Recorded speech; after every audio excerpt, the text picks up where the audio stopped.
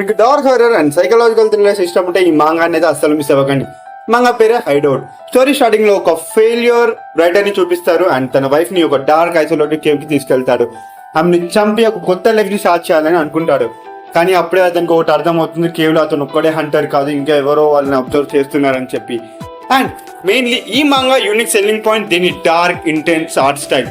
కాకిజాకి art work లో shadowing, detailed face horror and raw claustrophobic texture అందరూ breath hold చేసే లెవెల్లో ఉంటాయి. Heavy ink detailing and psychological టెన్షన్తో ప్రతి పేజ్ ఒక హారర్ పెయింటింగ్ లా ఉంటుంది. Just 9 chapters. ఇది ఒక quick, intense and blood chilling ride.